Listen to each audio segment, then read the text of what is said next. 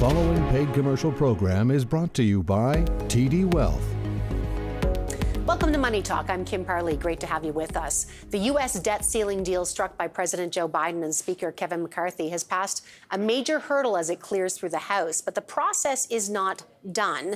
Here to give us his outlook for what lies ahead, especially for the markets, is David Sykes, Chief Investment Officer at TD Asset Management. I know you're not going to completely opine just on the debt ceiling. There's more to it, but let's start there. There is a vote coming. One vote has already happened. The deal has been struck. Are we expecting this to go through? Are we feeling optimistic at this point? Yeah, I think the quick answer, Kim, is yes. I think this is going to go through. Every few years, the debt ceiling becomes an issue in the United States.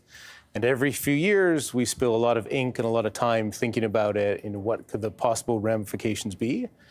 And if the debt ceiling limit was not raised, the ramifications would be incredibly serious. But I think cooler heads have prevailed again this time, and it looks like this should pass. Of course, the Senate has to still vote, and the sort of drop-dead date would be Monday, June 5th. That's when Treasury Secretary Yellen has said, we officially run out of money. And so I think it's a safe bet at this point. You never know till it's over, but it looks like we're in a good spot. I hope that it's over. I'm so tired of talking about it, and I'm sure many Americans are too.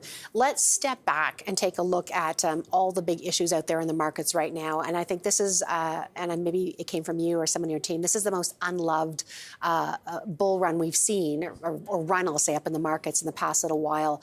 What are you looking at right now with the market? There's so many factors that almost seem at cross purposes to understand what's going on. Yeah, and look, that's always the case. People say, well, markets are easier, markets are hard. They're always confusing and complicated and cross currents. But I think it's fair to say the starting point should be economic growth. And I would say very much globally, it's confusing. I mean, if you look at the largest economy in the world, the United States, you know, there's some slowing, but there's a lot of resilience as well. You really see slowing in the manufacturing side of the economy. But on the other hand, services is doing incredibly well. You know, people are traveling again, hotels, airfares. The job market is incredibly robust. We're not seeing a lot of job losses there. And so, you know, the United States is slowing, but it's been pretty resilient, I think surprisingly so. If you go to the second largest economy in the world, you go to China, there was a huge euphoria after the COVID lockdowns ended. We really saw, you know, people getting back out and spending. But today we got some economic data that really showed, you know, that euphoria may be over and the economy is really slowing in China. And then closer to home in Canada, you know, rates have gone up considerably, but resiliency is sort of the name of the game. And there was a GDP number today that was very strong, led by consumer spending. And so, you know, mixed, confusing signals there. I think overall slowing, but I think it's been more resilient, a little bit stronger than we would have thought. And so what is that going to mean from the interest rate picture? How are the central banks going to take those mixed signals you talked about? Yeah, and I think that's the interesting part. I mean, we've talked about this before, but interest rates have risen dramatically, not just in North America, but across the globe. And we would have assumed by now you'd start to see more of a slowdown. The economy is a little bit stronger. Rates are considerably higher. And I do think that means inflation a little bit stronger for a little bit longer. So probably you're looking at one or two more hikes in the U.S. That's what the market's pricing in. Probably a pause in June. Maybe they go in July. I mean, we'll have to see that'll all play out. But I do think that means rates are going to be higher for longer, and inflation still remains the topic. It's all about inflation. It's interesting, too, and I think so many of us are expecting the other shoe to drop because it's how much time I think it takes for those higher rates to really dig in. So those mortgages that get renewed at a later date and those car payments that get renewed at a later date. I mean, I've heard some numbers from people, and they're astronomical. When is it going to actually impact consumer confidence? So interesting. To your point, I think everybody in this always-on society wants things now. And I think from a monetary policy perspective, you know, interest rates have gone up a lot. You've seen money supply really roll over. It's starting to head down. But it takes a while for things to transmit to the real economy. You've seen 3 large bank failures in the United States. But still, the economy is chugging along. I think it's very much a delayed reaction. And generally speaking, interest rates, money supply contraction, you know, these are going to take maybe 12 to 18 months to be felt. And on the consumer side, I do think consumer confidence has come off a touch. I think it's very clear consumers are feeling less confident than they were, say, 6 or 12 months ago.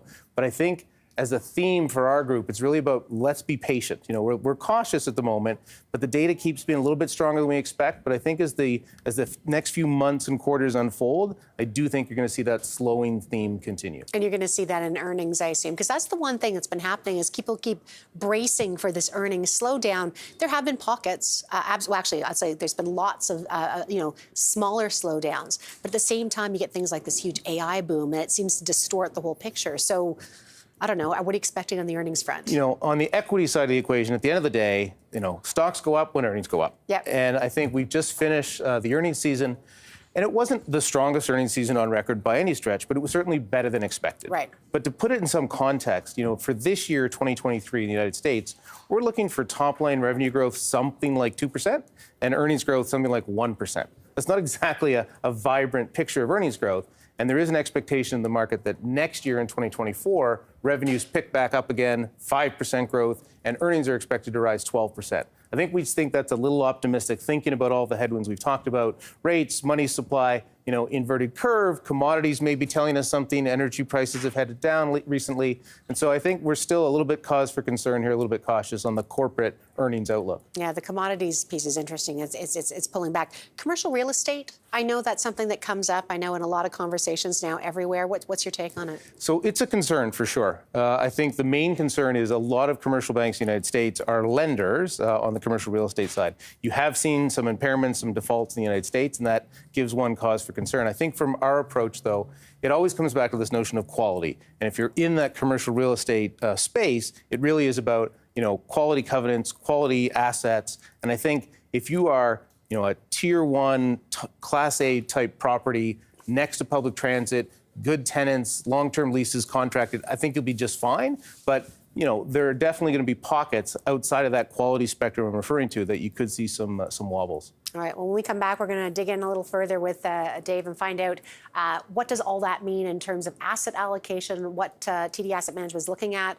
As well, after that, we're going to be talking about whether you're ready to try something new. You're going to give up that corporate job and strike out on your own. We'll tell you some key factors to consider. You're watching Money Talk. We'll be right back.